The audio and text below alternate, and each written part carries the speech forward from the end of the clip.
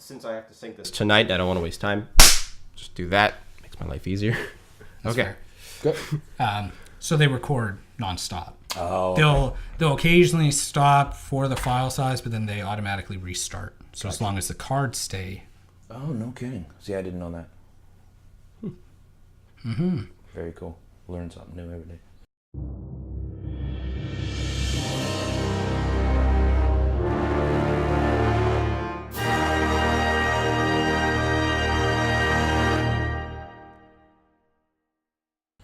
I use Canon too, but nothing. What do you primarily use your cameras for? Well, if I'm close to like let's say if I'm out with my family or something, and then a big call comes in, right? And I'm I'm close on the ground. That's pretty cool. Yeah, stuff. Yeah, it stays basically. I've got like I call it a go kit basically, which is in my trunk, and I've got the SLR ready to go, and I've got a couple buddies of mine that have full video and the whole bit, but I don't do that. Most of it is done right on my phone. I've had some interest in that because there was a point when I lived in downtown St. Catharines, and I did not go anywhere without my camera on me, and I took pictures every single day. One of the things that I find one of the coolest things I like about the site now is I call it a site, but it's the page.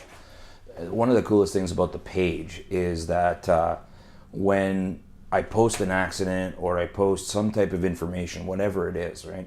Within 2 minutes, somebody has a picture of it. Or there's some information. I just drove by there. I was there. Here's some information. All helpful. So stuff, they'll right? be updating even though you can't necessarily be there. Absolutely, right? And like I was saying, 90% of what I'm doing is from home, right?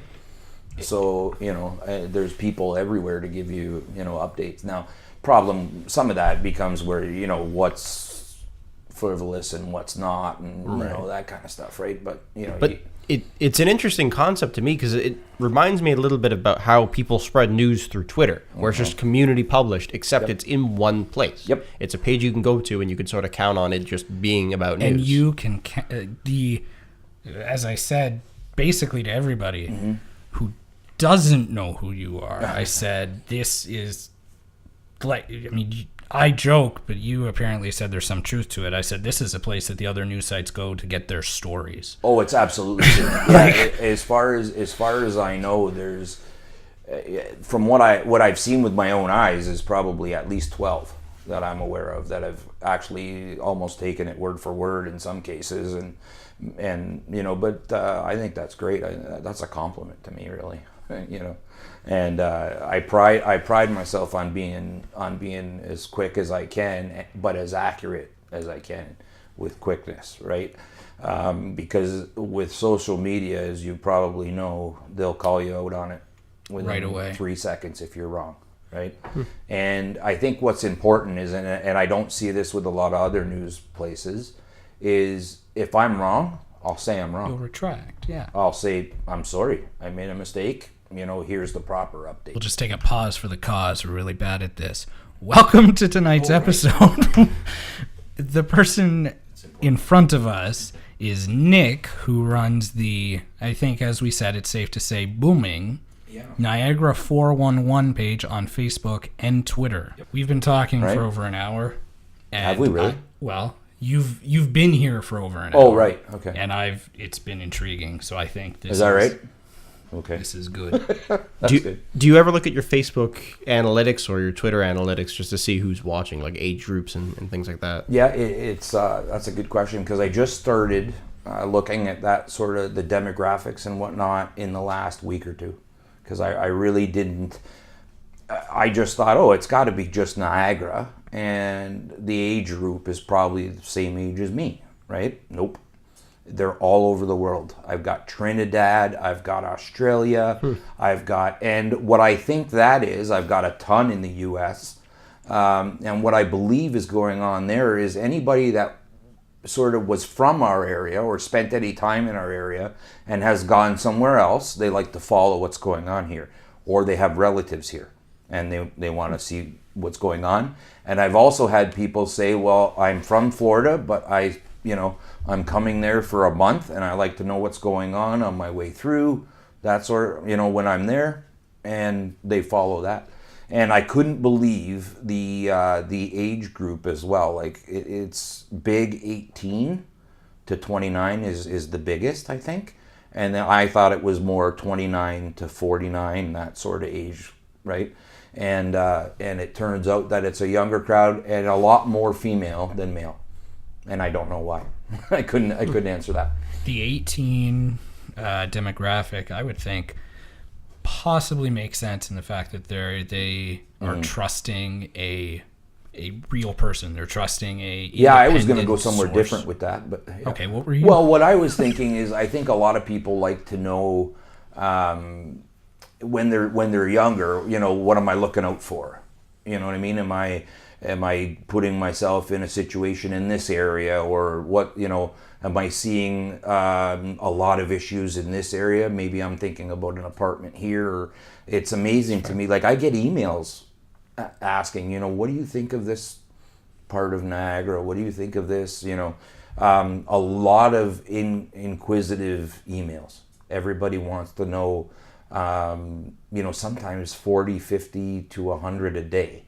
Just asking, what happened in this area, and I'll tell a secret to the page, which I can share, but it's interesting information anyway.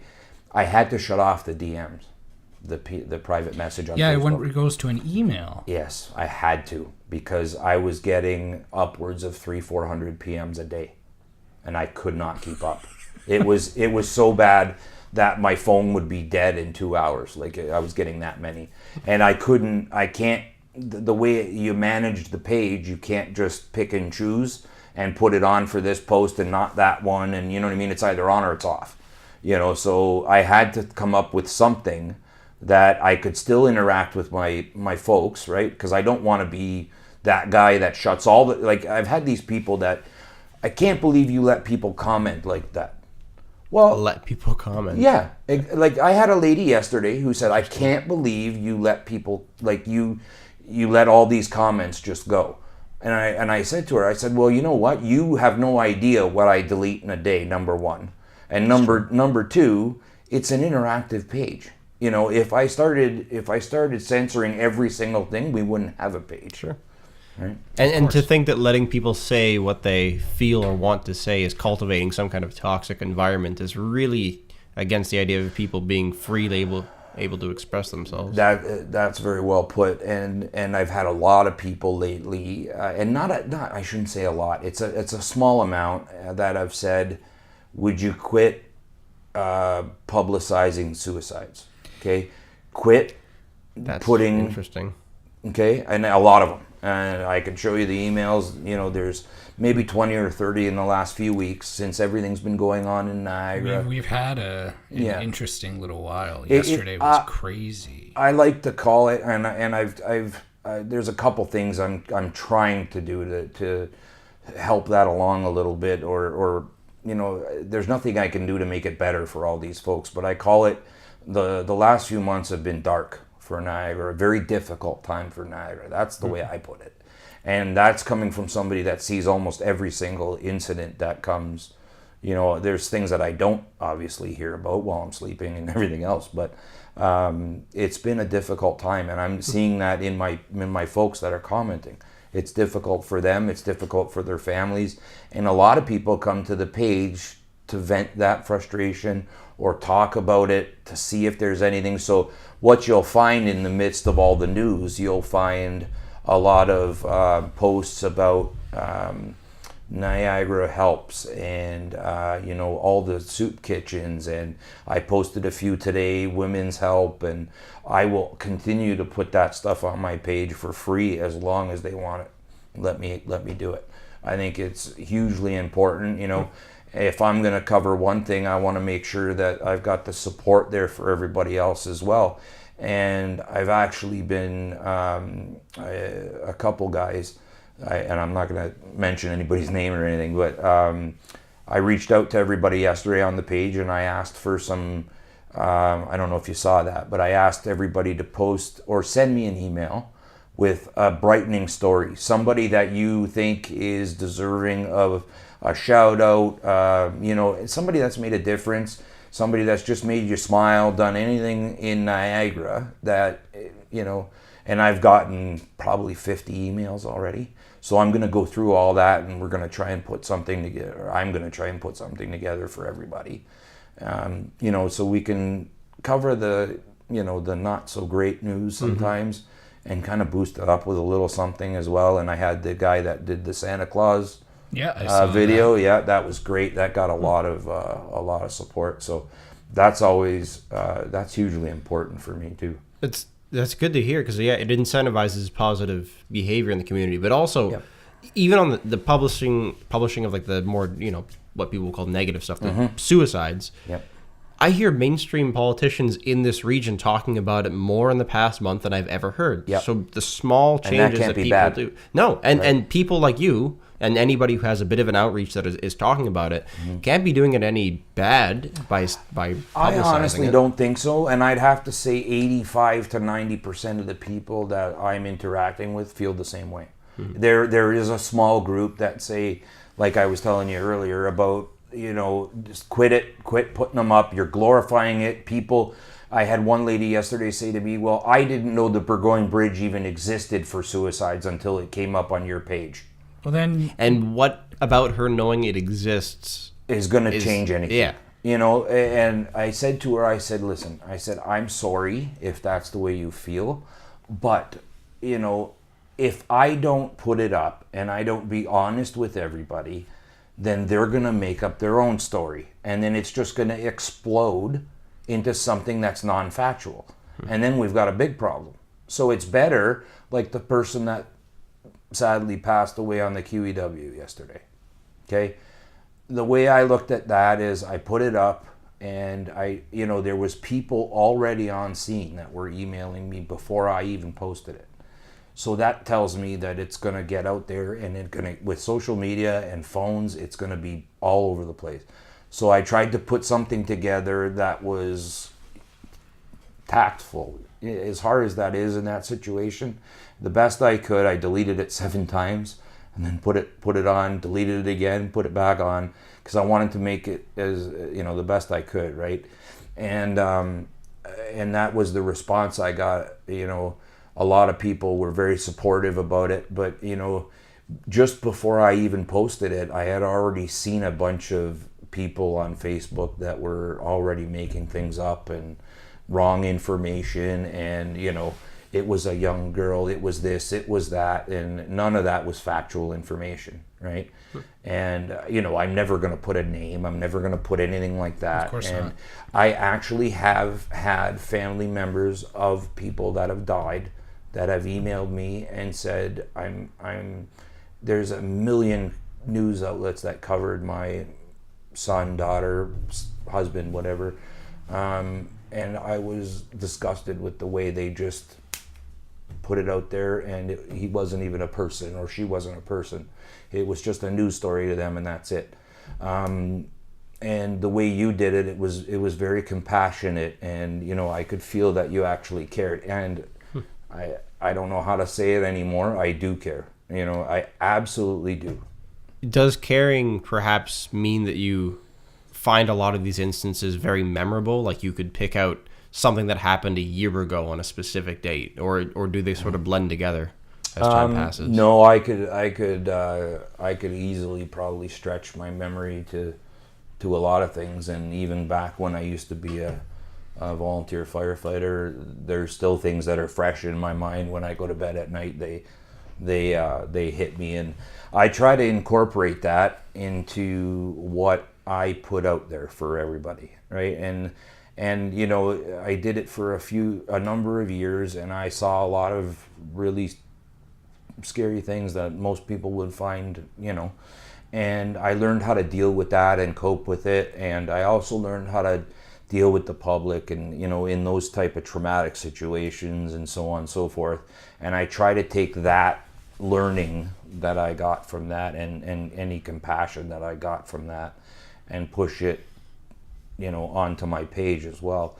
And in some instances, I'm going to be completely honest, I will also do the opposite of that, where I'll put something in my post that sounds like it came right out of a dispatcher's mouth, for instance. And, and the lingo's all wrong, and it sounds like a call, not like a person would say it, sort of thing. And that sometimes happens to me when I've got 30 of them on the go and I'm trying to do 85 things at once, because it is just me. It is just me, nobody else. So I'm trying to do 8 things at once. The phones are going crazy, everything's going crazy. And I may, but I will go back and correct it if I see I made a mistake, or if I put something that I don't feel is, proper. Do you see this being a thing that maybe translates into having like a writer that works with you on certain stuff, or like a field journalist or something? It's actually, it's interesting you ask, because the hardest part of the whole thing is, could I use help? Oh yeah. I tell you right now, even my wife said to me yesterday, maybe take a break over Christmas. And yesterday I was really overwhelmed. Yesterday was a busy news day. Yesterday was a very busy news day, and it was a tough day. And I went into that day from the day before being a very tough day. And sometimes, I can kind of and put it away. But yesterday, and I got a couple emails that, kind of hit me a little bit. So it was, I went to bed last night and I was concerned, and I was concerned for Niagara pretty much. And I was concerned for my community, our community. And, and I was racking my brain, like, what can we do to make it better? Is there something we can do? Somebody we can interview, somebody, anything, so I said to my wife, I said, I really want to promote a lot of our out of the cold programs, women's shelters, anything. So that's why I put that little post together where I said, anybody that wants to, put something. And then what I did yesterday was, last night I just went and I went through Facebook on my own personal Facebook, away from the page, and I looked for people in the community that. There was a fella, his name is Marty. Hi, Marty. Yeah, and he's he's from Port Colborne, and he posted a picture, and he was just about ready to spend a night at the church where they do the Out of the Cold program, and he posted a picture of all the beds, and it's a pretty popular post on the site. And I took that and I shared it. I never met the man in my life, but I think that's the kind of thing that we need to promote. Instead, and it just kind of makes me feel a little better too at the end of the day, right? And we have these things, and if one person sees that post maybe and didn't know about it and doesn't have to spend a night outside in the cold, yahoo, we've done our job, right? That's what I want to do. So when you run the numbers, you're one person operating with a heavily powered phone. Heavily. Your battery backup, and that case is also a yes. Yeah. So you're running and that's 10,000 milliamps on the bottom. Yeah. So, and I'll kill that twice in a day. You mean business? There's no doubt about that. Yep. And this is only a tiny part. I should have brought in everything else, but I would have needed a box next time. You're welcome. Yeah, next time. You've already committed. All right, no problem. Exclusive rights. All right. You're one man who has a amazing influence. Like you, as I said before, people know you through your page. Yeah. And they know, because you sign off occasionally, if not all the time. I've seen Nick occasionally. And that's only been, if you notice, the last week or two. Yeah, I just started doing that. And that'll change things. And this now there's a face. Yeah, now there's a face, and everybody's going to go, I seen that guy somewhere, right? And that's okay. I think I'm okay with that. It's for a long time I just wanted to do it. I still do, just for the community. I don't make any money at it. I don't make a dime, nothing. It should also be noted that this entire interview, we don't make anything out of No. it. This isn't paid or anything like that. No, absolutely This not. is just a conversation between... Yeah, and it's a good way to talk about what we're doing, and and more community involvement. And I think the more message we can get out there, the better, the better, the better. And I think it's all going to be for the best in the end. And with the struggles we've seen in Niagara lately, with the drug epidemic and all sorts of things going on. And one of the hardest hit posts on my page is the startup of the safe injection site downtown. I don't know if you guys have seen that post, but it's about a week old now, I think, and there's still people freshly commenting on it daily, and it is pro, against, and it's a big thing. And I think I'm pro. I don't know.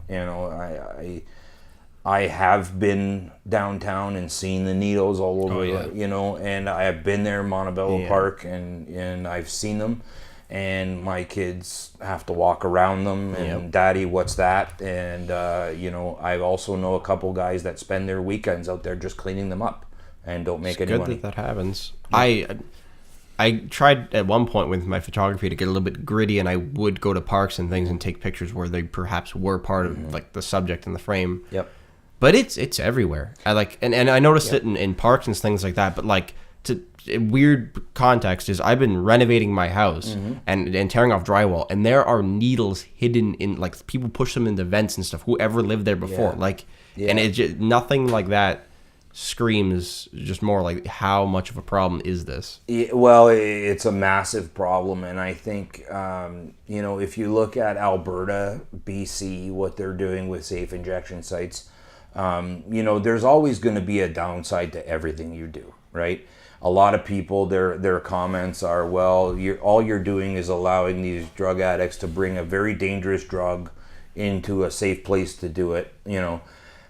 I understand all that. I get it. They're transporting narcotics and whatever into a spot. I get all that. But I also would like to be able to walk my daughter down the sidewalk without having to scooch around a needle. Yeah. And her doctor's office, my daughter's doctor, is around the corner from Montebello Park. So I have to walk her there, to go to the doctor. She's got to walk around a needle. That's kind of a weird situation, right? And I think if we can just eliminate even half of what's out there, and make it safer for the kids to play in. And it's a park, guys, like Montebello Park, and there's kids that play out there all the time, and not anymore. Like, if you go there and take a look and you just wait to see some little guy jump on the swings, it doesn't happen because they're so terrified to bring their kids there, And I think if the safe injection site can help eliminate some of that, yahoo, let's go. And hopefully, and I think it's a good way we can bring these people that may have an issue or a problem or an addiction, and there's counselors there, EMS is there, the big thing. Narcan is there. They're not by themselves.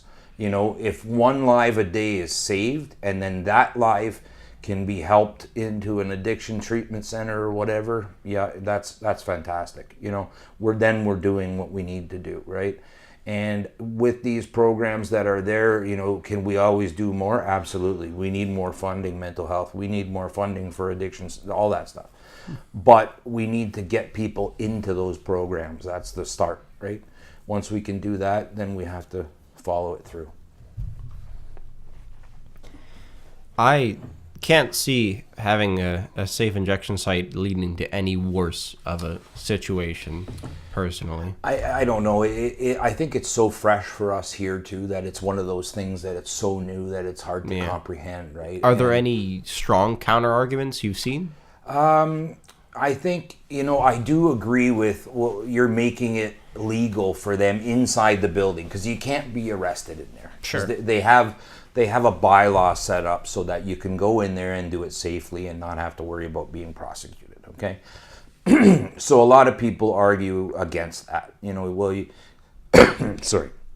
You're bringing drugs into the place, da da da da da. So you're bringing it from A to B. Are you transporting while you're doing that? That's the kind of thing that, is sort of troublesome. But on the other hand, from my perspective, they're not carrying dirty needles with them. They don't have to reuse dirty needles. So we're not passing all the hepatitis and AIDS and everything else that can come with that. They're getting the clean needles they need at the site. But it's an opportunity for a counselor to say, hey, how are you today? Are you okay? Do you need anything? Hey, here's a phone number for the addictions hotline for Niagara. I'll even dial it for you. I've seen that happen over there. They're more than willing to, and they're all volunteers, a lot of them too, right? These people are fantastic people, and we never even know their names. That spend the night at these shelters, that spend the time at the safe injection sites, and they're counselors and people, and they're all from Niagara, and it's community, right?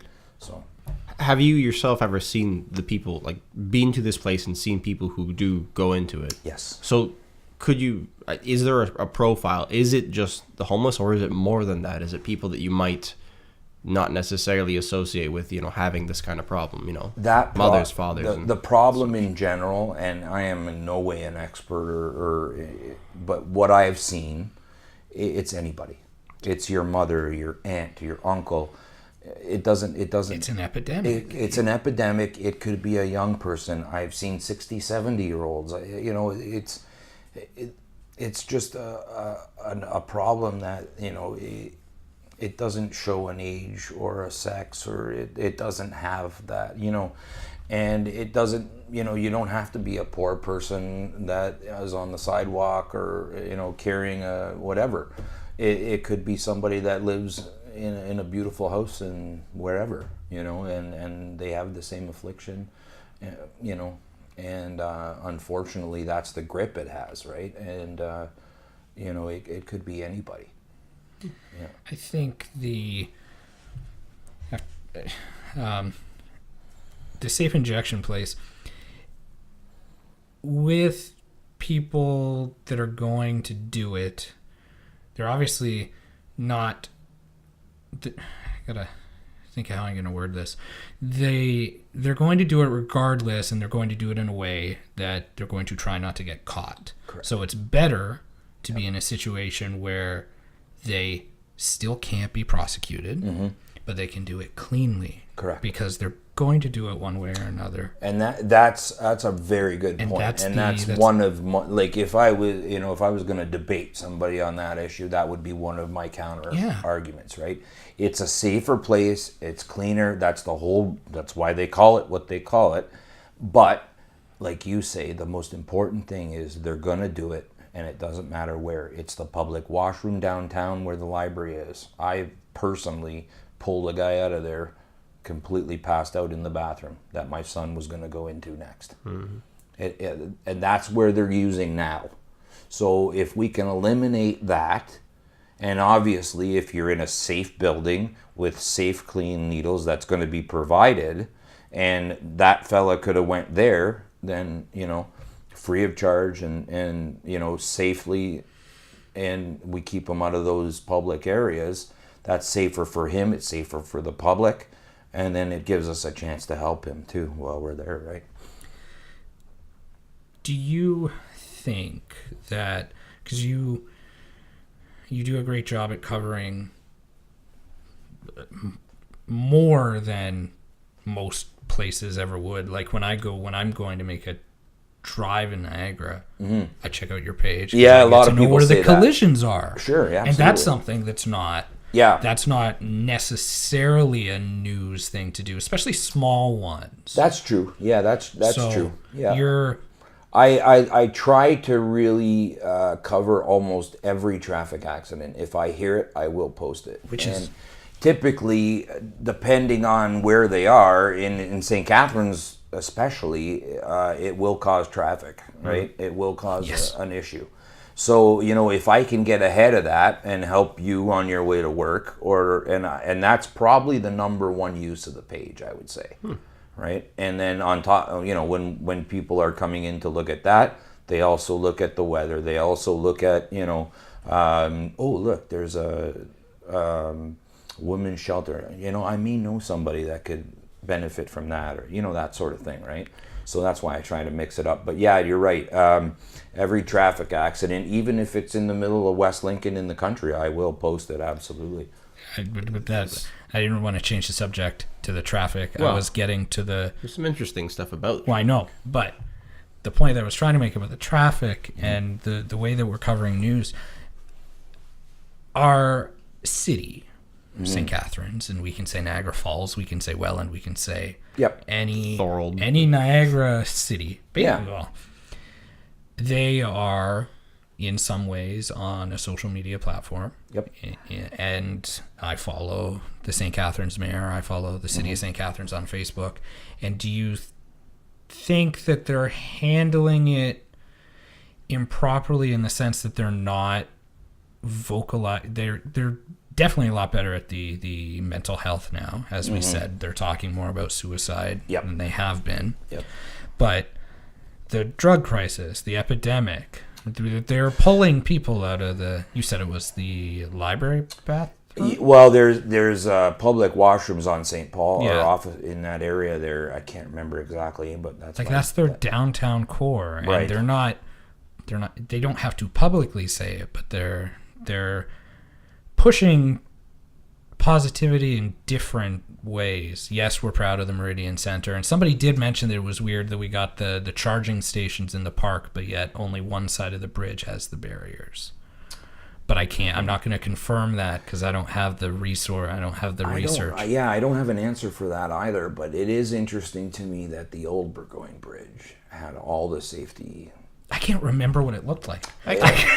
It wasn't that long ago that it was. I know, but but it's awfully interesting if you're going to spend that kind of money on a new structure and look at the old one. And if I'm an engineer, which I'm not, but if I looked at the old one and said, geez, there was a net and a barrier there, but I'm going to build the new one pretty, but I'm not going to put any of that stuff up. It's an aesthetically pleasing bridge. Oh, it's beautiful. There's no doubt about it. I mean, it cost $1 gajillion too, and caused massive controversy in between. Controversy from the beginning with that one. Oh, yeah. But, in the end, now they're saying, well, if we have to put up these barriers, what's the number I saw? 10 to 15 or $5 to $10 million. Seriously? In a way that's probably, going for the utmost in aesthetic pleasiness and all that, but fine. And somebody's contract. But you must be able to do it for way cheaper. And then I got to bring it up because I'll hear about it. But that's something that we're not used to. Well, everything we say on here now is going to be watched by more than we've ever had. Well, tell me how I'm wrong in the comments. I always try to look at it from both angles, right? Because it's going to come up, right? So... you get everybody, I get the arguments on there that say, well, we can't put a barrier on every single bridge. Example, Lake Street yesterday. We can't barrier off everything, which is true. My point would be if the Burgoyne Bridge is a hot spot or, a focal point at this point, if we put something there, even if it makes somebody think that one more thought that gets them away from the edge, go somewhere else to get help. That's the same mentality as when we made it a thing where you have to lock up your firearms and ammunition separately, locked. And it's all that is you're taking away suicides that would be very spontaneous, not things that have been well thought out and planned out. And I'm pretty, from what a lot of people that actually know a lot more than me about the subject have posted, nurses, mental health professionals, so on and so forth. Anything that is a barrier that gets that thought process to interrupt is helpful. So the way I look at it is, if you get to that spot, like I said, and there's a netting there now, well, maybe I should rethink this, or and a lot of people, their argument is if they want to do it, they're going to do it. It doesn't matter where. We did just have that with the drug conversation. That's correct. And that's going to happen. And we cannot change that in any way, shape, or form. And I get the people on there that say, well, you're glorifying it by putting it in the news. And I just don't see that. I don't see how my news post is going to cause Eric to go home, read the post, and take his life. No. It's not going to be that quick of a thought process. And I wouldn't even be surprised if maybe there is some correlation you could draw between people hearing about incidents and maybe deciding to make a move. But I don't think... Places, yes. I mean... But you also have to remember, there's a major 400 series highway underneath that bridge, guys, right? And which is designed to put through 5,000 cars an hour. So, and this was my argument yesterday with the Lake Street Bridge, right? What happens there is that, okay, the NRP closed off the top, the what do you call that? Why am I losing my brain here? The overpass. Oh, thank you. They close the overpass, okay? OPP comes and closes a stretch of the QEW below it, and there's a tarp in the middle of the road. Right? And your comments, some of them were... Wow. Yeah. And if I don't post anything, what would you assume would come out of that? Like, if you saw that scenario and I didn't post anything... You'd say, well, it looks like somebody probably jumped off the bridge. Yeah. Right? So my argument is now you're going to come up with 85 things that happened in your brain. Well, it could have been this, it could have been that, it could have been her, it could have been him. And then you're going to start putting that on social media. Then somebody else is going to pick up on it, and then it's just going to grow. And it's going to get worse and worse the whole way through as it changes. The story changes. So... if we put the correct information out in a tactful way, if we can. I mean, it's not always possible, but I do the best I can. I really do. And for those people that say I don't care about that family or whatever, bullshit. You care? See, yeah. Glorifying the suicide or glorifying the fact that they jumped on off the bridge, it's horrible. Mm-hmm. But you're not glorifying it because... No. You're not giving a name. No, I'm not giving a name, an age, but there are a ton of people that reached out to me and said, can you please tell me if it was a young female or a male or an older gentleman or whatever, because I need to know. I can't get a hold of this person. We're concerned for them. And I get 100 of those emails when one of those incidents comes through. And I go through every one of them, and I can't think of one person in 6 months that I have not responded to. And that's why you need somebody working for you. or six, yeah. I'm not going to go into detail. Okay. But there's very clearly a overarching issue of mental health in Niagara, because... I know for a fact that one of the recent situations wasn't just and this is blunt, but it wasn't somebody who woke up one morning and said, I'm going to kill myself. It was a overarching thing. People knew. Mm-hmm. And nothing happened, and that's just it. I sat yesterday, I asked so many people, I'm like, I've been depressed. I've had bad things happen. And I'd almost say most mindset. Of us have, right? Yeah. I think so. And I'd be lying if I said I haven't, Yeah. And I think, and some have the tools to go forward, and some don't. And the ones that don't are the ones that we need to get, and we need to provide those tools to if we can. Now, having said that, is there a point where there's nothing that can be done? Absolutely. There's some people that have made up their mind. And there's nothing you, me, or any doctor or anybody could do. And that absolutely is scary and sad, but it does happen.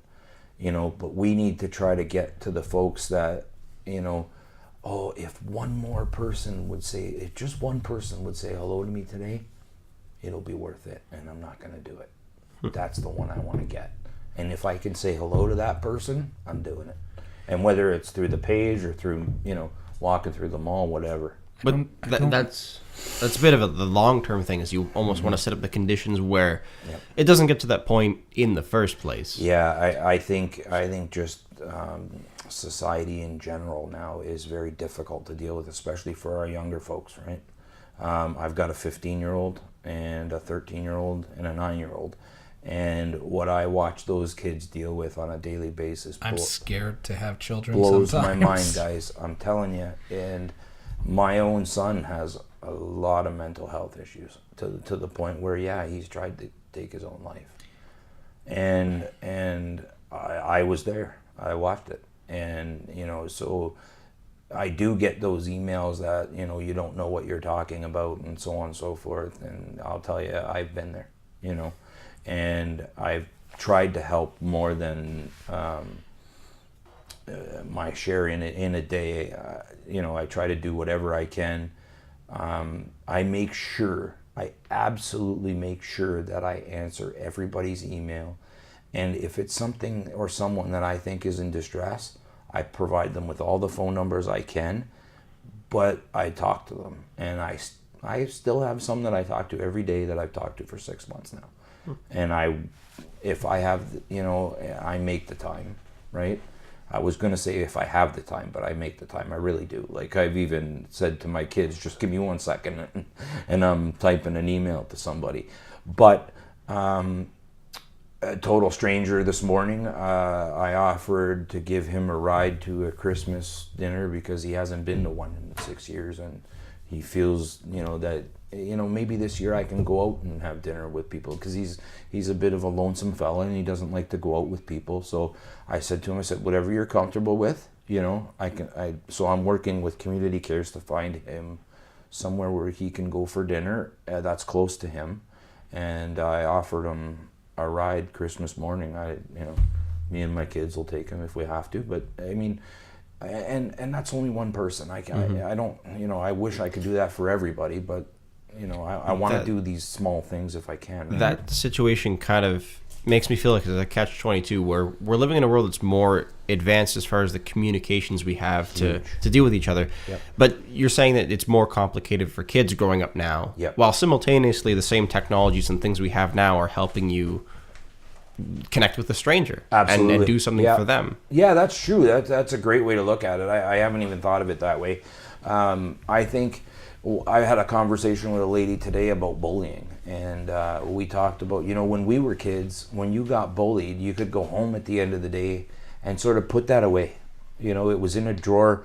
You know, yeah, I'm going to have to deal with it again tomorrow, but I didn't have to go home and get it in my text. I didn't have to get it on Facebook. I didn't have to get it on Twitter all night long, then get up and do it all over again tomorrow, you know. So I think that's significantly different for the young folks today. And then, you know, you get the parents that say, well, I'm just not going to give my kid a cell phone. Well, that's not viable. Or they tell them, you know, just shut the phone off or do whatever. It's just not viable, because with the way society is today, you want that 11-year-old that's doing a paper route like mine did to have a phone. Of course. I want him to be able to call me at a second's notice because the technology's there.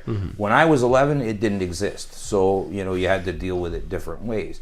But if there's a means for me to keep track of my kids and make sure that they have the ability to get a hold of me anytime, I'm going to take advantage of it. Problem is, it comes with its own, you know. But I think as a parent, you got to monitor that stuff. Can you monitor it all? No, it's impossible, but you do the best you can. You know, do I check my kids' phones? Absolutely I do, you know.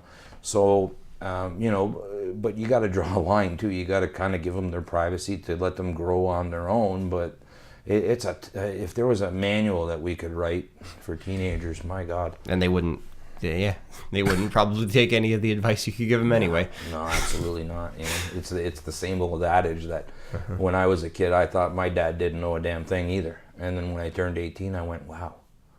Jeez, I've had right all that these goddamn with years. my father. I've told him countless times that there have been things that he has said. Holy shit, he was doing it for my benefit the entire time. You know, like, I've had those moments, right? And, you know, the times where you thought, Jesus, this guy's right up my chops. Would he just leave me alone? You know, quit busting my balls about this and that and everything else. And then I've had that moment where my own kids have been through something and I went, Jesus Christ. A, I sound exactly like my father. And B, I think that's exactly how he would have handled it. You know, and I thought, Jesus Christ, the guy was doing me a favor this whole time and just making me into a better human. It's that perspective that Right. you gain over the years. And then as you get older, you snap into it and go, oh my God, you know. Sometimes it's quick. Like you'll go from... As soon as you got to move out on your own is when I found it. When you start buying your own things and having to be responsible for yourself, and that's when I figured it out. Took anyway. me a little longer, but... Yeah. Well, when I had my own kids too, that's when it really kicked in. You know, when I had my first son, and you know, I was working major shift work, and he was screaming in the middle of the night. I'm like, oh my God, you know, my dad did this, and my mom worked on top of that, and you know, so there was a lot of juggling there, and you realize, oh my God, they did it for me the whole time, you know, kind of thing. So, yeah, interesting. Yeah. There's a tone in the room. I can feel it, and I'm not a seance type person. That's not what I'm talking about. No, I got you. Yeah, right. We make jokes all the time on here, but this is riveting. Yeah. Well, is it? That's good. I want to ask a question because Sure. we talked about it before, but you said you had spinal surgery. Yeah. And that was... It was 2000 and we're 18 now, 2016, so only a couple years ago now. Okay. But yeah, 2.5 years ago. Mine was in 2013. Right. Yeah. And you said you when you were here before we started rolling, you said that you had like your spine replaced. I don't know if you said that. Well, in passing. yeah, that's sort of a joke, right? Okay. But I think I had the same thing you or similar, where I've had a good sized fusion done. Yeah. Yeah. Okay. But mine basically was due to for quite a long time when my son was only 6 months old. I was sitting in a chair just like this, and I had him on my lap, and he was getting his first haircut, and I went to, now I got to preface this by saying I've never ever had a back issue in my life before that day. Okay, that's important. Never a sports injury, never broke it, never nothing. I got the same thing though. Right. Okay. So I got my kid like this. I go to twist and lift him at the same time, and I went right down to my knees, and I barely caught him before he hit the ground. And that was the start of this whole thing with my spine, that most people didn't even know what was wrong with me. And so what would happen is it would go out, and I would swell up like Quasimodo off to the side, and I'd be walking, you know, I would continue to work, and then after about a week or 2 weeks, it would go away. And then it started becoming more frequent, and it would last longer and longer and longer. Every time I went to the doctor, you're too young for there to be anything wrong with your spine. Take these pills, have a nice day. Every time I went, that's what I had. I couldn't get anybody to actually take me seriously, you know, because I was continuing to work. It wasn't getting to the point where I should have probably stopped what I was doing and made somebody listen, but I thought I did that, but maybe I didn't. I don't know. Should I have pushed hard? Like, that's all the stuff that goes through your head, right? Because I can tell you right now, if they would have caught it when I first got it, I would still be working full time right now. I wouldn't be having the problems I'm having. I went 12 years before it was diagnosed, 12 years before I had a surgery, and by that time I was pretty much ruined. Like, all the nerve endings in my legs destroyed, and of course the mental effects of all that. That's probably my biggest issue is the pain sensors keep thinking there's pain there, but there's not. And that's where I have the day where I can't get out of bed, and you go, well, your spine is fixed and there's nothing impinging on the nerves anymore. Why are you feeling like you can't move? It's in your brain. There's no cure for it. They can't get it out of there because it's been programmed so long. That's all my brain knows, right? So, you know, I've had 1 or 2 doctors say, well, we might be able to shock your brain but there's this list of side effects. Yeah. No. I'm not having any more back surgeries, no matter how bad I get. If I wouldn't have had this one, I would have came here in a wheelchair tonight. That was the seriousness. It's a problem. I don't have an elevator. It's okay. That's okay. It's okay. I would have told you if it was no good, but anyway. To get to the point, it's a degenerative disease that's in the bone in the spine, and it just keeps kind of whittling away at itself. And I didn't have any discs, and the discs I had were impinging on the nerves to the point where they had to be removed and replaced with wires and mesh and whatever else they got back there. So I call it a slot machine. Well, I think. So that's why I'm on disability. Yeah. Well, the path that you have taken has been an interesting one, because if you were still working full time, you wouldn't be. You showed us the numbers. I can't believe that one person who's been. The way I described you to some people is it's the page. It's not you. It's selfless, really. You only recently started signing Nick, and it's just one person who's. You're almost at 1 million, like with your money. And to be honest, sometimes I don't even know that number. Like it doesn't compute in my head. Like I was telling you earlier, there's often times where I'm posting and it's me and somebody else maybe. It's not this massive thing. And like when you said, well, I talk to a lot of people that know of you and you know, and this guy follows it and that guy follows it. That's strange to me. I don't. Right now, and I guess that's probably why I didn't use my name for a long time. A lot of people did know who I was and kind of put two and two together, but I wasn't sure if I wanted to, you know, I didn't want to make it a big deal and da-da-da-da-da, and I never thought it would get to this point either, right? But some people have kind of said, you know what, you put a lot of work into it, why not, you know, show somebody who you are and take a little bit of credit for all the work you've done, right? So I said, yeah, you know what, that's probably a good idea. So. Do you think now it is not really helping any part of the selfless nature of it, but do you think that maybe it could be something where you don't necessarily make a ton of money, but it at least sustains itself? Because I mean, doing all that work without anything to compensate, or hiring 6 people. If you need 6 people, it's tough. And you know what? It's I could show you a list of probably 10 to 15 highly qualified individuals that have offered to do work for me with the page and you know, media editing, and I've had all the way from offers to be a reporter in the field, and you know.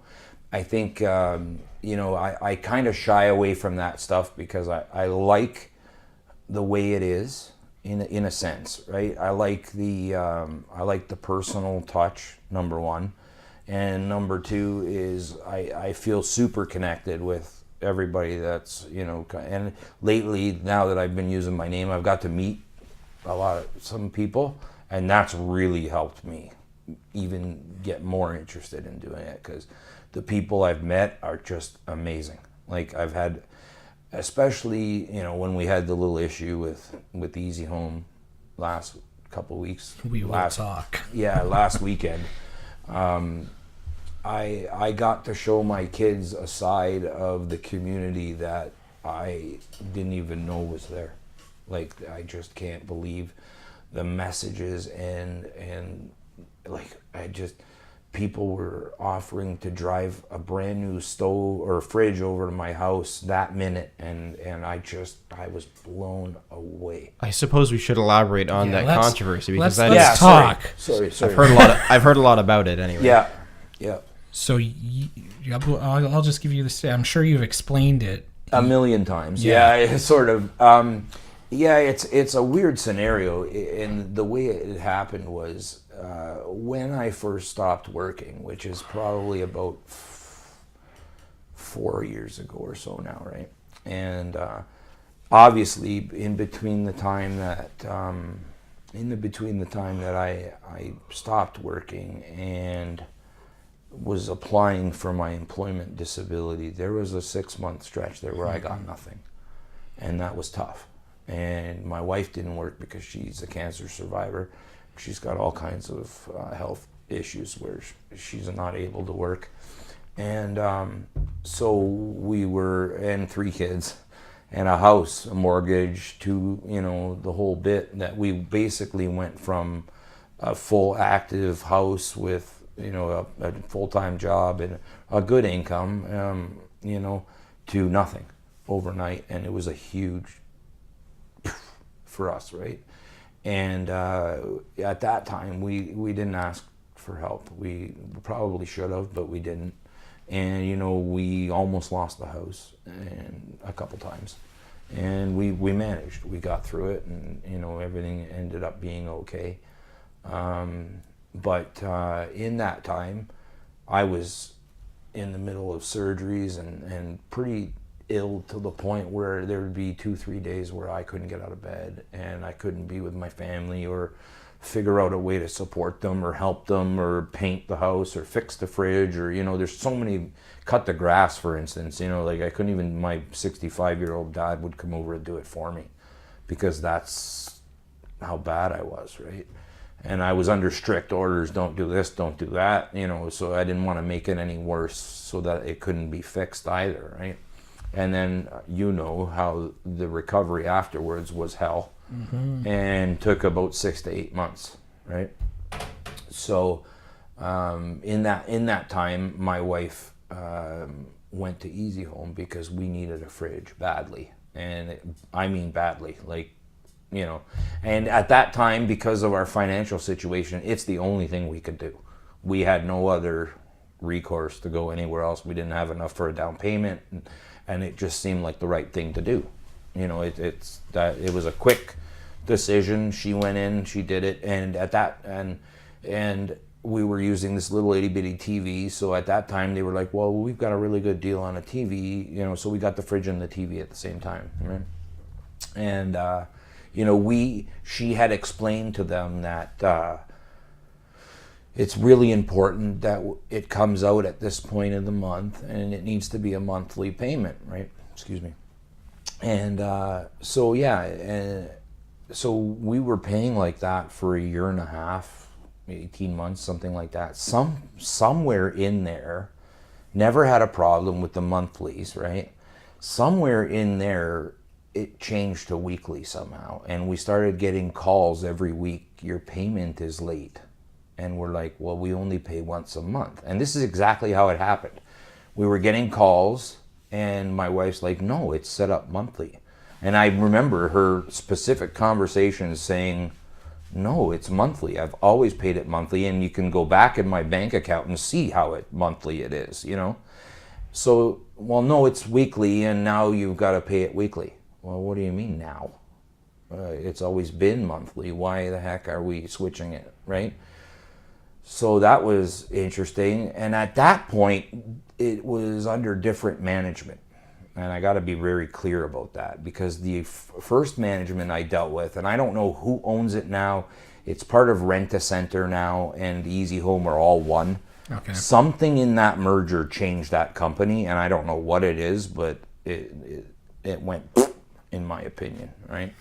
But anyway, so what happened was it was a monthly, and then it somehow, somebody said it changed to weekly, and they started hounding us for weekly payments, which we couldn't afford. So we said, well, we have to continue paying monthly, because that's all we can do. We only get paid once a month, and we were very tightly budgeted, and there's so much more to this story on top of it all with the government. And the government came to my wife and I probably 2 years ago and said, "We want proof that your kids live with you before we give you child tax credit." And it's not just me. I from what I've heard, there was almost 30,000 people in Ontario that got asked to do this. So they cut off your benefits right away. They sent you a letter and they said, "You will not receive benefits until you until you provide this information." Now, the interesting thing was, they wanted all my children's report cards from the day they started junior kindergarten. This is a true story. Okay. They wanted a copy of both passports. They wanted my passport, my wife's, my copy of my driver's license, front and back. They wanted every report card from JK to whatever grade they were in, and that was for all 3 children, and any immunization records. And I had to basically prove that my 3 children lived with me in order to get the benefit. Eric, do you still have your grade 9 report card? It's possible, but I imagine even in your situation, it's a really far back stretch in the filing cabinet at that point. Well, and you got to remember, this is in the middle of my wife's cancer, my back, the whole bit, right? So you'd think it would just be during the time that maybe you've been receiving the benefits that you might have to prove they live with you. I don't know what it was, but it was the strangest scenario. And the really interesting part of it is that we've never been separated. We've been together almost 27 years. Mm-hmm. We've lived in the same house since 2005, before we even had children. So we've never split up. Or the last name, the only thing I can think of that happened was my wife changed her maiden name to my last name somewhere in there, and maybe that caused confusion. I don't know. That's the only thing I can think of. But the interesting thing is that was 2 years ago. To this day, I haven't got that back pay yet for her. And it's to the tune of 20-something thousand that they owe her. Yeah, I'm still arguing with them about absurd. This. Yeah. So anyway, you can imagine I've got people that say, well, poor you, I'm in a worse situation. I understand that. There's always going to be, I'm not saying I'm the worst, off. I'm blessed to have my children. I'm blessed with all kinds of things, but it's just the way the scenario worked for us is it completely fell apart all in the same time. They took the $1,200 child tax credit that or whatever it was. I don't even remember the amount. I shouldn't say the amount if I don't know what it was, but it was in $800 to $1,200 range, something like that per month. Yep. So that was gone on top of my wage that was now disappeared. That's a big loss. Yeah, it was huge, right? And we're trying to maintain a house, 3 kids, and everything else that associates with life, right? Food and everything else.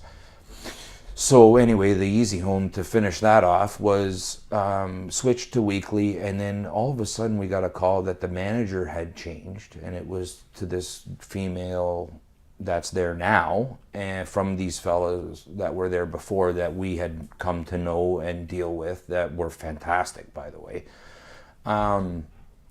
And we would keep getting calls, and then we would continue to tell them, well, we have to pay it monthly. We don't have the money. We just can't. I can't grab $350 in the middle of the, whatever the payment was in the middle of the month like that. So they didn't matter, right? So, we just kept paying monthly the best we could, and then I think they got to the point, they either got to the point where they were fed up with us paying monthly when it was weekly, or somebody had told them to be fed up with us, which is what we believe happened, right? And because the Rent-A-Center and Easyhome merger happened, I can almost pinpoint to the day that's when they started getting up my chops, right? Then they started coming to the house with this guy who was posted on my site. And were you allowed to Mr. Rudy Pants. pop up we won't say his picture? name. Yeah. Okay. And if he's got a problem with anything I say, he's more than welcome. He knows where I live. That's fair. Fair? Right? Yeah. Okay. And, because a couple of his buddies have been online giving me grief. That's not what happened. Fine. Right? I know what happened. And my whole goal, and I'm very, very, very, very big on you don't disrespect women, and you don't come into my house and disrespect my wife, period. Especially one that's gone through what she's gone through in her life. Ever. I'm getting goosebumps just talking about it. Period. And I make a point to teach my boys that every single day of their life, that they're going to go to school and they're going to respect women with every bit of their being. And their mother is the same way. She is goddess to them, and it better always be that way. And the way this guy got in my wife's face with a surgical drain hanging from, you saw the picture, right? Mm-hmm. It's coming out of her chest, and he is within a foot of her face. I gave you a chance to pay and to come into the store, and you never came. And this is after we had told them she was sick and couldn't come in, right? They wouldn't even let us come in at different times because we both needed to sign. So we weren't even able to, I couldn't get her there, right? Yeah. And I said, why can't you email it to me and I can approve it by email? When you can do that with banking, Yeah. You can certainly do it with a bologna, whatever it was. You know what I'm saying? So anyways, so he had come to the house 3-4 times. Every Saturday usually is when they show up, or Thursday it's happened, and it's always supper time, right? So he'd knock on the door, be a huge rude, and we'd tell him the story again, and it'd be the same story every time. I wasn't making anything up, And a lot of times I would deal with him because I didn't want my wife to have to go through the stress. And he would be asking for her every time, and I say, no, you'll talk to me. She's not home or whatever. A lot of times she wasn't. She was at the doctor's or whatever. But he just you'd expect. And I've expressed this to the company as well. Somebody in a position that is coming to your door to do a customer service interaction with a little more tact and class. I wouldn't show up at your door like that. Never. Not in a million years. Let alone come on a Saturday with 3 little kids, with 3, not little, but 3 kids running around. Take all the food out of your fridge a week before Christmas, okay? The only fridge I had in my house. Emptied it out all over the counter. I lost, a couple, $200-$300 worth of food by the time I replaced the fridge. And, and I was okay.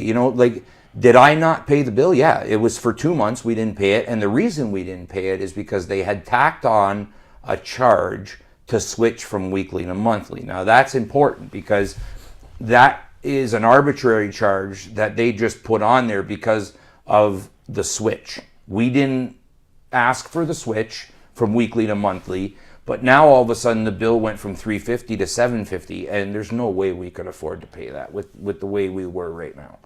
So, and we told them that. We told them that on, So what we had to do, because they were so harassing, that we had to block the number because she was getting 5, 6, 7 phone calls a day. Then they started calling with private numbers, right? And our story wasn't going to change. It was going to be the same story every time. Yeah. So why would I have to explain it 6, 7 times a day? I don't know, So then he'd show up at the door again, and I would say, it hasn't changed, right? And then the one Saturday before they came this week, they left a note on the door saying, if you don't come in this week, we're going to involve the court. And that's all it said. It didn't say next Saturday we're coming to pick up the stuff or whatever. They didn't call ahead and say, hey, we're coming tomorrow to pick up the goods or whatever. If they had, or the note on the thing said you got 1 week or we're coming to get it, then I would have said, oh shoot, I better make some arrangements. I had no warning at all. I got a knock on the door. There's a bailiff from Kitchener. Why not a Niagara bailiff? That's the whole part of that story does not make any sense to me. And I've requested the documents from these guys, because why would you use a bailiff all the way from Kitchener in Niagara? You know what the answer is, guys? I don't. Somebody will figure it out. Come on. Well, they can't get the bailiff from Niagara fast enough, so they have to bring in their own guy. You get me? Because how long does it usually take to repossess something in Ontario? No idea. Usually a few months, right? Especially if you've only missed 2 payments, they usually don't repo your stuff. Not for 2 payments, right? Right. You make payments, right? Yeah. So you'd expect, after a couple payments, they'd start hounding you a little bit, but they don't show up and take your stuff typically, right? And so yeah, the bailiff's from Kitchener, and I said to him, because I'm not a stupid fella, so I said to them, I said, I'm pretty sure I know how it works. How did you get a bailiff in 6 days? Something just didn't smell right to me there. I thought, boy, this is awfully strange, And, I was so in a hustle and bustle that I didn't review really well the court documents he had, because I wanted to know if it had actually been signed by a judge. And they still haven't answered that question I had yet. Because, the documents he had, if there was a repossession, should have been signed by a judge, I believe. I don't know the law exactly, but I think so, right? So anyways, I've requested that information. But anyway, bottom line is they came, they took the stuff. He was very confrontational with my wife, who was sick at the time, and that's why the outpouring came. I did tell them who I was. before they entered the property. I said, I run a media site. I even told them what site it was. One of the guys that worked for them knew who I was. He uses the site every day. So Did he give any pause? Because if he uses your no, site... he laughed at me. The guy that knew you, though. No. The fella that basically was in charge. Now, another interesting thing is this fella that was in control of the situation had a few times told my wife he was the manager. We come to know now that he was not the manager. He's not even close to a manager. Okay? For whatever reason, he was put in charge of this responsibility or whatever. After being confrontational with my wife, he was asked to remove himself from the property, which he did. So he had to stand at the edge of the driveway. That's what the picture is, and you can see him. It's why it's a little grainy. It's kind of shot from 75 feet away, right? So I just didn't want my wife to have to deal with him anymore. And, because he was... But I did allow the other guys to come in and take the stuff. I just didn't want to deal with it anymore, And I did tell them who I was. I did tell them I was going to write a story. And he chuckled at me and kept walking. So I don't think he put any thought into it, right? And 2 days later, I got a call from the senior executive vice president of operations from Easyhome. And he was quite concerned and agreed to put forth a full investigation. And, some of those results of the investigation I won't be privy to because they're not allowed to share that kind of stuff. And it's an internal investigation. Correct. Of the people that wronged you, so I don't... That's right. It's difficult. But he was very apologetic. I can't slight the guy that called. And he called me, I didn't call him. Right? So he was very apologetic, and I don't know if he was apologetic because he saw 100,000+ people had gone up his chops. Mm-hmm. I don't know. I don't know. I would hope they would handle that better on the onset and not have to deal with it after and I did explain to him I didn't do the post to get my stuff back. I didn't do it for that reason. I put on the post. I just wanted everybody to be aware. I don't want another family to deal with this heartache. That's all I wanted to do. And, and it didn't even cross my mind. It was a week and a half before Christmas, guys. Like, you know what I mean? And to have your fridge emptied in front of your face, and with your kids standing there watching and going, what's going on, Dad? And I explained it to them. I didn't lie to them. I told them exactly what was going on, right? And my one son said to the guy, well, why don't you just take our Christmas tree too? You basically, my 12-year-old said that to the guy that was removing the stuff, right? So anyway, I gotta say, like I said, the fella from Easyhome called. He offered me a brand new fridge, brand new television, free of charge, no payments ever, and a compensation for the food we lost as well. And I refused the fridge, right? Because I just don't want any more hustle and bustle in my house because my wife's not feeling well and stuff. So I said, I can't deal with a fridge anymore because we have to take the doors off, get it in. So I said to him, I said, I would really, the number one thing I want is for him to come and apologize to my wife, basically. And that hasn't happened yet. So, but I did get an apology letter from the company. So I gotta say that I did receive that.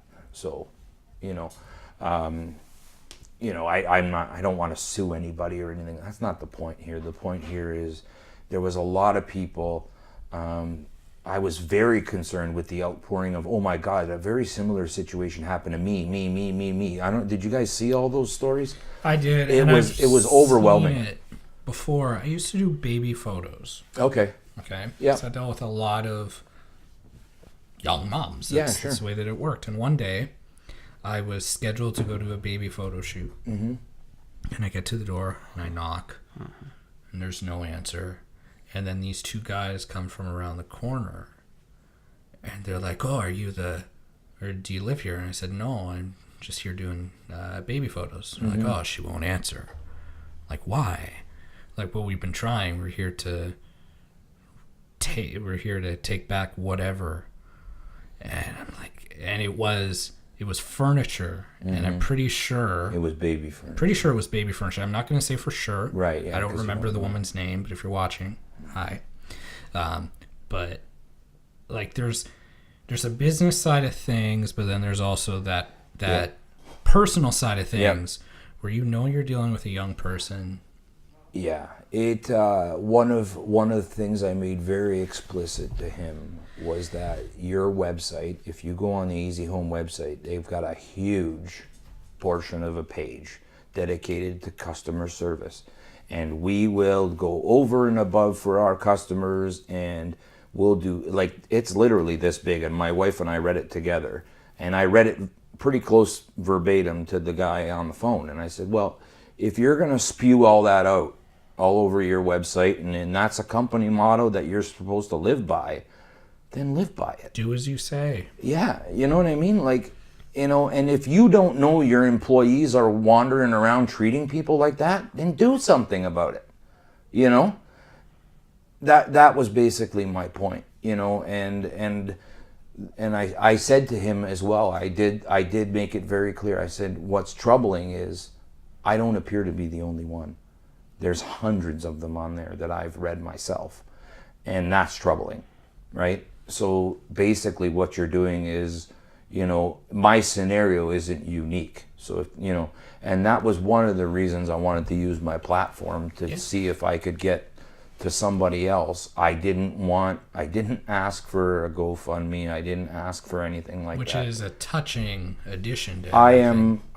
If there's a whole bunch of those people that donated watching, God bless you. I don't even know how to say thank you to all of them. I can't say thank you to all of them. I wish I could. I am going to donate a portion of it to the local charities. I already had discussed that with my wife. I was overwhelmed by, and the fella that set it up, Frank, I never met him before in my life, and he is not well himself, and he sort of understood the scenario where I'm coming from, and I almost want to cry, but I'm not gonna. But sweet man, never met him before in my life. Sent me about 3 or 4 emails asking if he could do that for me, and I turned him down, and I just didn't want to make a big deal of all this.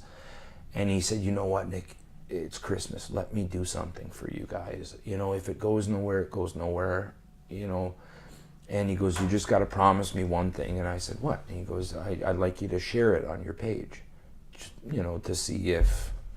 And as they started coming in, I went to bed with tears that night. I didn't realize that many people gave a crap about my page, number one, and I didn't realize that total strangers gave a crap about me and my family, and that's huge, right? So now my mission going forward is to pay that back, right? And that's what I'm hoping I can, not financially, but if I can do anything in the community, and if it's and I've already volunteered at the certain spots that I won't mention, but I want to do more of that, and I want to, I want to take my kids and get them to help volunteer and get them involved as well, and I want to use my page and the reach of all these awesome people to help as many people as we can, right?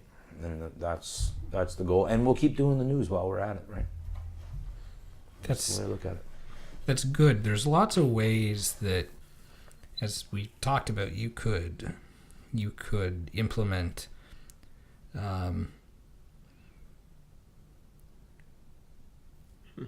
contributions to local charities and just Niagara in general. Mm-hmm. I am tech savvy, but I'm not app savvy, we'll say. Right. And there's lots of things that we have talked about that I got thinking maybe there's an app for that. Maybe. You're not the first one that said that. And you may know, so I will ask you. Okay. If right now my sole purpose is to find out if there's... Because Google Maps will tell me if there's slowdowns, but not necessarily specific traffic pinpoints or areas to avoid. Do I have a map application that will pinpoint places to avoid, like if there was a shooting in Waze. St. Cat. Waze is the best known one. Okay, so never mind. Now, I don't I'm think not they'll texting. give you where a shooting happened. No. What if it was a news map-based app? I mean, the problem with there is there would be some Wicked. people that might If go. there was a way, and I could tell you, if there was a way, and I'm not great with that either, but if there was a way to specifically tie it into, let's say, Twitter or Facebook, when I punch in the address, if it would auto map and drop a pin, Interesting. and the way, like, there is an app out there called Pulse Point, and Pulse Point is the greatest thing since sliced bread. If you look it up, I'm imagining something right now, and I'm wondering if that's similar. yeah, I'm just gonna step off the stool because my back is killing me. But is that okay if I stand? Oh, up? yeah. I'm just going to check to make sure we're not cutting okay. off your head. And no, there's an app called Pulse Point, and I wish I came up with the idea, but I don't. Okay. It's tied into, it's completely integrated into the computer-aided design system in the fire departments. Okay. So when a call comes out, you get a notification on your phone, and it tells you the type of call, where it is, how many trucks are responding, the whole 9 yards, right? Okay. It's designed to help first responders, and it's also mainly designed to assist with CPR. The main purpose of this app is to notify CPR trained people. So if you have a heart attack right now and call 911, and I have the app on my phone, it will alert me that there's somebody within my vicinity that requires CPR. And you will always get there faster than EMS. It also tells you where all the AEDs are. So the automatic defibrillator. That's incredible. I think I'd probably download that. But Yeah, it's free. And now the only problem is that fire departments in Ontario and Canada, the only two places in Canada that has it now is British Columbia, BC, and Kingston, Ontario. Kingston Fire Rescue's on there. Okay. So we need to get it integrated. Like if we want to do something like that, and I've been pushing for it on Twitter, and if you go back, you'll see me ranting about it for years now. But it's expensive.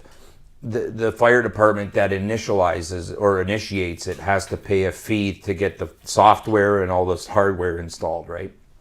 So there are community organizations that will help you raise the money to pay for that. And I think Niagara EMS is looking into it.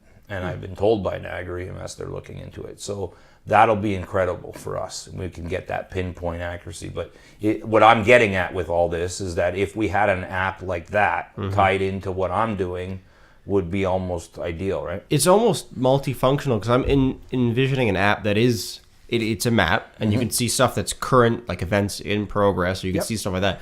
But it's almost a type of record keeping at the same time. It does, yeah. It'll go because back through, sure. Google has a news function. You can search by date, and you can use all these settings. But what if you had a map, and you scroll to a certain day, and blip, all these things happen. You could look around the community. And that'd be ideal for somebody like me, because there are points in the day where somebody, if I'm tied up with the kids or something like that, and I'll miss something, and I got to go back and figure out if there, was there a call here or there, or is it important? The Lake Street call came while I was actually speaking with one of my followers. I had come over to say hello and stuff, and I was speaking to him, and the call came out, and I missed about half an hour of it. So going back, and a lot of my equipment doesn't allow me to go back. And so if I don't catch it at that instance, it's gone forever, because dispatch sometimes will tell the address again to the responding units, and sometimes they don't, because they have their own computer systems in the truck that give them that, which I don't have. Right. So, I do the best I can. So if I don't catch it right away, it's gone, right? So some I can go back on, and most I can't. So. That is good. It avoids the hearsay of asking perhaps witnesses or anything like that later. So you do get your story straight. Well, and that's the idea, right? If you're gonna do something like what I'm doing, you want to try to be as accurate as possible, right? Like I said, has there been instances where I'm wrong? I've spelled streets wrong, because I don't have an app in there that helps me with the addresses. I have to type in everything you see. I type. I don't have any, what do you call that? Like Just templates or anything built? Nothing. Yeah, and then usually what I'll do is I'll do it in Facebook first. I copy and paste it over to Twitter, and then I don't even have the two apps integrated. I probably should. There is a way to do it, but I've heard that it kind of gumbles up your information when it's disseminated over one to the other. So I don't want that. I want it to be clear and precise, right? So I was trying to think of how you could even have a template for that kind of stuff. Because I don't know. I'm thinking an Excel spreadsheet, but that doesn't work very well on your phone. No, really. if I had, I've thought about it where if I have something in my notepad, but when you're covering Niagara with all the streets and all the addresses we have, the chances of you having a template forever, forget it. Yeah. Would never happen. Now, template. For car accidents, fires, You could. but every There's differences. Yeah, and everyone is different. losing Sometimes the it's 2 cars, personal 3 cars. touch. Exactly. That's right. I didn't. Yeah. And it's hard. You're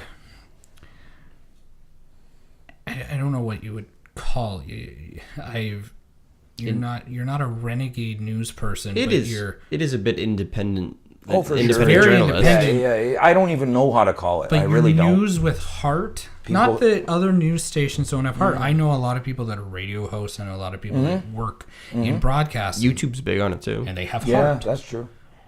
But there's obviously something that you're doing that is connecting huge with Niagara and heavily surrounding areas. Yeah, I think I don't know exactly what that is, but I do think that it's the interaction that we get and that I couldn't get with Twitter, because I providing the same info on Twitter that I am on? Yes, but I am giving more information on Facebook, and then I'm able to follow through with it, and then go back to it and comment, and then everybody can get their opinion out, so to speak, and then I can comment on that, or a lot of times an accident will trigger something else, like an event, or a community, or a GoFundMe for this person that had the fire, or all that kind of stuff all kind of comes from that, right? So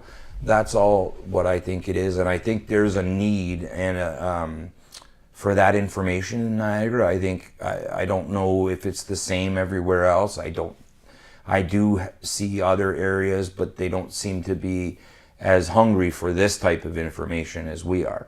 And I think it's important to be able to wake up in the morning, take a look, and I make sure that I'm up before everybody else. Usually I like to get it out at 5:30. I get a weather and a traffic update.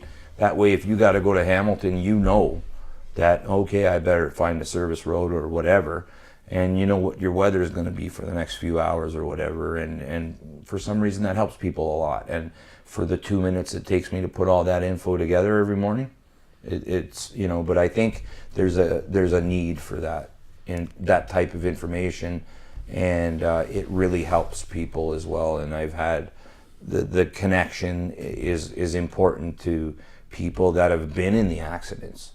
How many times on a post that I post at 9:30 in the morning, there's a collision, and by 2:00 I was in that collision. You'll see it on the post. I'm okay, thank you for and I always try to comment back, so glad you're okay, is there anything I can do to help? Anything at all, right? And I think I think it's important for me to do that, to show that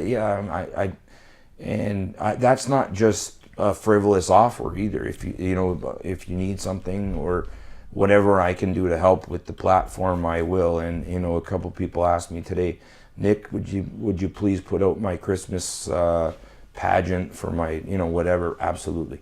Women's Shelter contacted me today. I did that within 2 minutes. So not necessarily directed to the news, but as you were talking, the amount of conversing that you have done, there's how do you balance it?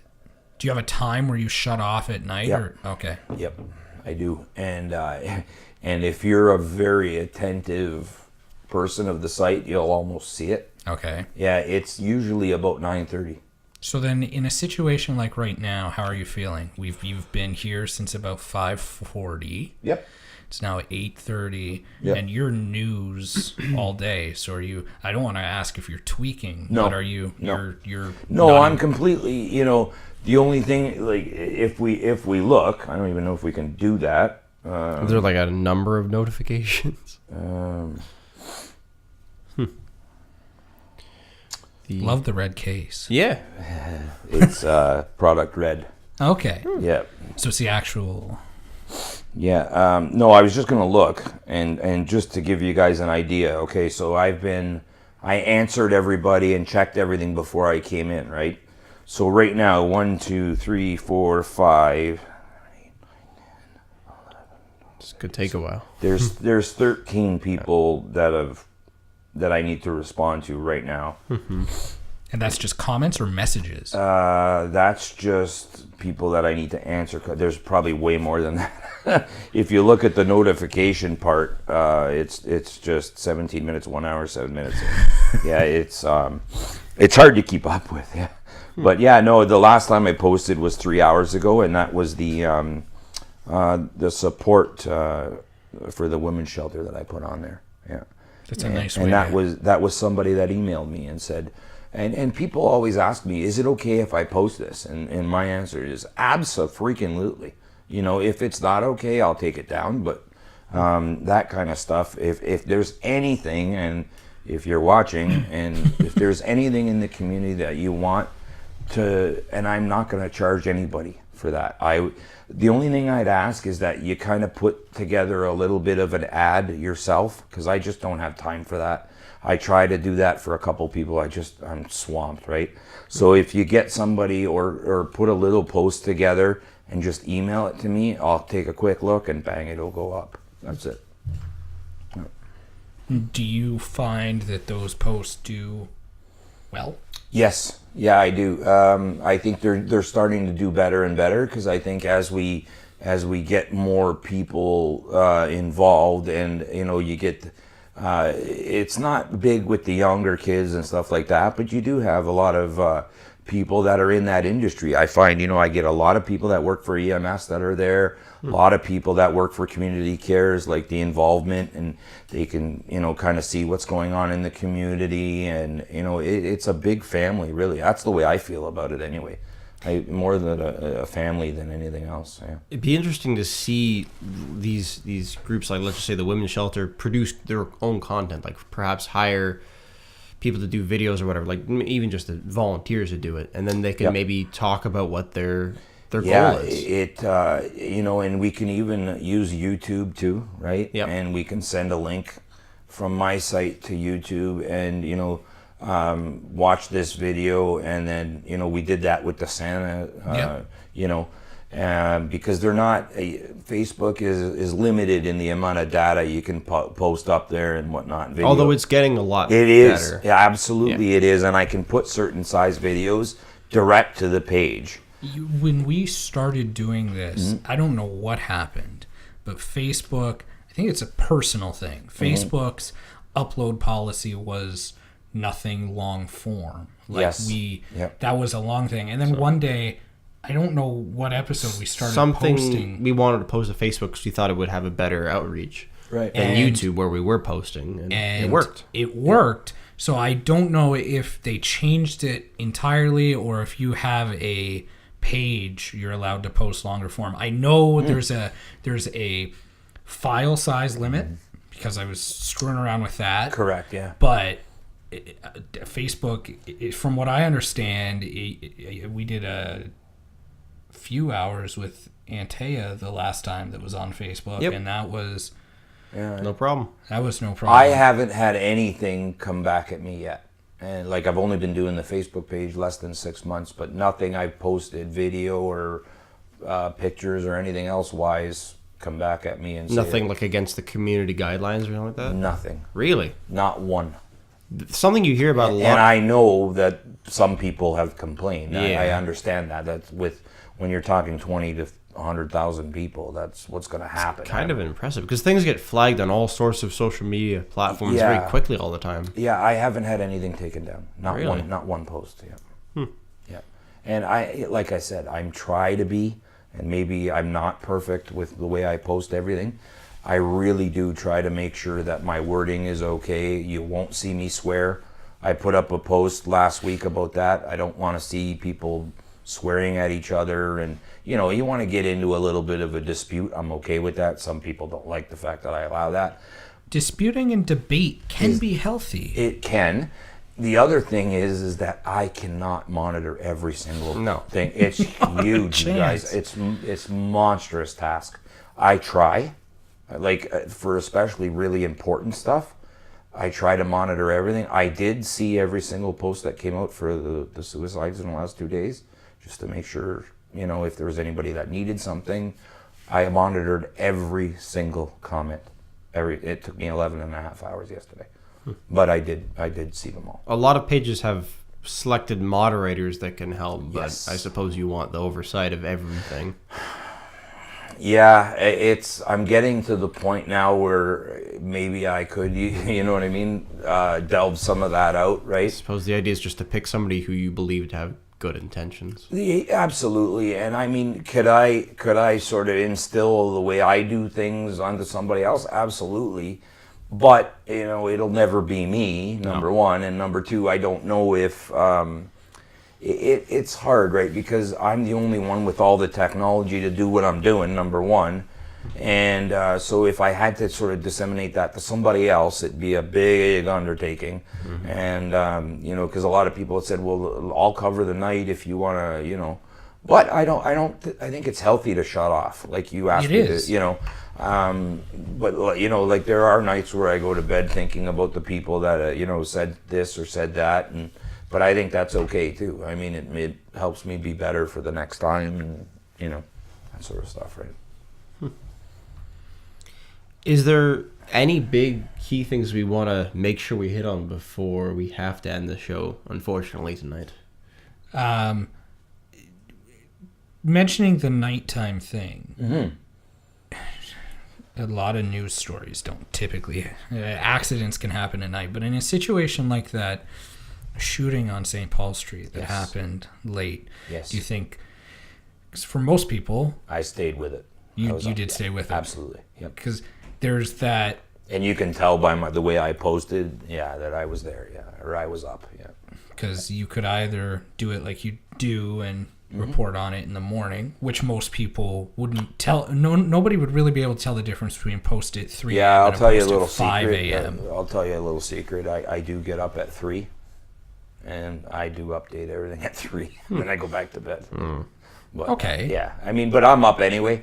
It's not like I get up to do that. I'm up because that's the way I am. So I get up and I'll have a drink and I'll, water or whatever, and I'll sit on the couch for a few minutes, do my thing, and off I go. And then I'll hit it again at 5:30, and then if I'm tired, I'll fall asleep on the couch for an hour or so. Because you're right. There are, I do know a couple of news guys, especially one that's hugely popular on Twitter. He's up all night and sleeps during the day. That's the way he does, because most of the stories, but he covers Toronto and Burlington area. So, he's a night owl. But if something happens during the day, but yeah, no, the majority of the time I do, because I have young kids too, right? And, but if there's something important in Niagara that's going on, I'm there. I will stick it out. And my wife, she'll be the first one to tell you, oh, I know he's not going to bed quite, Yeah. That's a balancing act. Yeah, it is. It is, yeah. And like I said, the whole reason I got into it was I found myself sort of down on myself because I wasn't working anymore. I felt like I wasn't, what's the word? It's hard to say. Like I really felt like I was useless, to be honest with you. I felt like I wasn't providing for my family like I should be. I felt like, I should be going to work every day like a normal person, right? And what I needed to get used to in myself was, I still am a normal person. I just have issues that, prevent me from working and stuff like that. Because if I could go back to work today, I would. I miss it like crazy, right? But and I worked really hard to get where I was, and I loved my job on top of it all, right? Which is hard to say, I really enjoyed it, and it provided my family with a lifestyle that we weren't able to keep up with, which is okay. I mean, we just live a different way. It's fine. And but yeah, I really felt down on myself, and this was a good way to keep myself active and my brain busy, and out of my wife's hair, pretty much, right? So I wasn't driving her crazy, because if you remember, she's off too, so we're home together, a lot for 26, for whatever amount of years. And I did work for a long time, and I wasn't home for 15 years, and then all of a sudden, here he is every day. So, I better like him. Yeah, and sometimes that can be a strain on a marriage. You know what I mean? But fortunately, she's a walking saint, and she puts up with me and my news and my radios and there'll be days where I'll go to the mall with them, and I've got 2 radios strapped to my back, right? One that, because there's something going on that I need to keep track of, and they're really good about that. The kids are good with it, and my wife is okay with telling me it's too much, put it away, take a minute for yourself or whatever you need, and there's been times where I'm driving and I'll hear something good. I'll find a parking lot and I'll sit there for an hour and just do all my stuff right there. And I've done it where I've only been 5 minutes from home, and I will stop to do it. You must have a good data plan. Yeah. Absolutely. Yeah, that doesn't get paid for by the site either, but yeah, I do have one. Yeah. But stuff like that for sure should be in. Yeah, I know. It keeps it running at the very least. You don't need to make money. It just needs to be Yeah. sustaining, so it's not. Right. You're providing a service for the community, Right. and it's a great service. As we're talking, it's an over-encompassing title, but you are a growing and rare, given how you're doing it, but you're a growing social media influencer. You're influencing events. You are. I guess. By sharing the events that we've talked about, you're influencing the outcome. You have 15,000 people following you, and you share something. You undoubtedly are influencing the turnout of that event. Hopefully, in the right way. I hope. Yeah, that's the idea. Yeah, I never thought of it that way. You are news, and as I said, social media influencer is a bit too encompassing. Yeah, it's hard to call it news all the time too, because it's so much more. A lot of times, like the word news covers a million things, and and then some people say, "Well, I didn't know you were a journalist." Well, I'm not. I'm not trained like these guys that are out there, and I'll be the first one to tell you. I have skills that come from different areas, like being a firefighter for a while and that sort of stuff. But I don't have journalism skills. I make all kinds of spelling mistakes, and But people don't a personal seem to touch care, too. Yeah, You're real. I hope, yeah. But to be honest with you, I had no clue exactly how influence or how much influence it had or could have on anything. And I think the day it really stuck in was the Easyhome thing, and I couldn't believe how many people came to just say, "Hey, I'm here for you. That's a crappy situation. What you do every day." And I'm like, "What do you mean what I do every day?" And that really took a while for me to, like, what am I doing every day that's helpful? You know what I mean? It's interesting though, because you are seeming to be more passionate about this than just about anybody is about the most passionate thing they're about in their life. Like you seem to, this is your full-time job pretty much. I mean, anytime of the day. You could say that. Yeah, absolutely. For sure. And like, I mean, I build houses when I'm at work, but I don't really think about it as much when I go home. It doesn't follow me around. I don't. Oh, sure. It's not my life. I didn't build my life around it, but it sounds like you in the technology you have and the places you go and where you bring it, you're building your life around it. Yeah, it sort of comes with me. Yeah, and I think I think, like we talked about, I think a little bit of that sort of ends up in the posts as well, and I think that might be helpful, and I think that might be where, when I share something about what my daughter did today, or, a lot of people were really interested when she was in the hospital and how is she doing, and, everybody wanted to know how she was, and for me that was weird to share that kind of stuff, but it's so helpful and cathartic to see how many people were. Of course. Just wow, man. It really is overwhelming. Like if I could show you the emails and the messages, it just would blow your mind. Deep inside, the majority of people on this earth are good people. I agree. Sometimes they don't always show it. I agree. But when you get to see that, not everybody gets to see how good people are. Yeah, I think so, and I think that's another good thing that Niagara 411 does, is it really gets to show people, and there's a lot of people that just commented on, oh my gosh, I can't believe how many supporters you have, and how many people came out to, and even if it just generated a discussion about, what, that situation was crappy for me, or I had a good situation, and I don't know what you're talking about, but it generated a conversation and a buzz and and I think at the end of the day, that company's going to be better because of that post. And that's important to me. And if somebody doesn't, if next time they have to go to somebody's house, and there will be a next time, it's going to happen. Has happened. It probably already has happened, but if there's some compassion into that next time, then I've done my job. That's it. That's all I wanted to accomplish with that.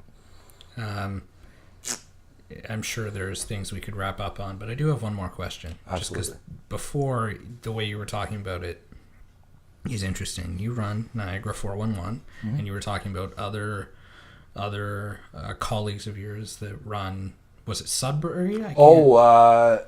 Barrie 411 and Muskoka 411. So you're like I'd not follow far both. from... I have family. I grew up in Barrie, and Did you really? Yeah. Well, then you definitely need to follow him. Yep. And then I Twitter too. He does both. Some familial connections in the Muskoka area. So then, and Barrie 411, his Facebook page is into the 27,000. Wow. Yep. So when you started, like, how did it? Because it's not a franchise. You're not calling yourself Niagara 411. Did you start it because they were Barrie 411, or how did it come about? You gave the reasoning, you finding the purpose to do it, but what? Yep, that's no problem. I can answer that. About 6-7 years ago, there was a group of us, one guy in particular, Stefan, and he runs Muskoka 411, which is it is the most successful 411 period, and he's got a complete franchise around it. He does an amazing job. His trick, similar, he's a super nice guy. He does all kinds of community events. He does all things community. He stands up for his community. Bala, all those places in there, when they wanted to come in and put a hydro dam in, and he's been there the entire time, and he interacts with his community that way. He does a lot of advertising for the local businesses. So anyway, he sort of, along with another guy that ran Mississauga 411, which isn't there sort of anymore. It's there, but it's not, kind of thing. Let's call it defunct, I guess. I don't know. But anyway, they all sort of decided, you know what? The Mississauga one was first, and it sort of, everybody kind of got together and said, okay, maybe you're in this area, I'm going to grow that. Let's see if we can have a Muskoka 411, and you're in Barrie, let's try that. And I was a little bit active on Twitter, just under myself. And I was doing sort of similar things with 300 people following me or whatever. And they approached me and they said, would you be interested in doing this for Niagara 4? It doesn't pay anything, but, and I said, yeah, I can do that, at a low scale at that point, right? And then they went pretty close right away to Facebook. And, some of them have been 11, 12 years or whatever. And to the credit of the boys, they were, you got to get a Facebook page. You got to do it. That's where all the information is. Everybody's going to it that way. And as a person, I wasn't a big Facebook person. I got to be honest with you. I'm not still to this day. If you look at my phone, I've got 98 notifications on my personal Facebook. I just don't use it. I don't like it, right? And so they kept saying, can you just put a page together? It's not a big deal. It's, and then you can, originally it was going to be, I'll just set Twitter up to go automatically to Facebook, and then I don't even have to worry about it, right? And then I'm looking at it, I'm going, geez, you know what? Let me just, it wasn't going to take me another minute to post from one to the other. And that's about what it was. And I would just, I'd started out in Twitter, copy it over to Facebook. Now it's the other way around because one is growing. And then together we kind of grew a little bit. Stefan turned his into a business, but like I said, because of my limitations and stuff, I can't drive around and do news and events and stuff like that. So mine is a little bit different. And my good buddy in Barrie, he's very similar to me. He's had more back surgeries than me. So he's really... Maybe I'm going to end up being a news person. He's less mobile than I am, but he's a super guy too, and he's really active in the community with their fire departments and stuff. And yeah, that's how that came about. Tilsonburg 411. Oh, There you go. Sure.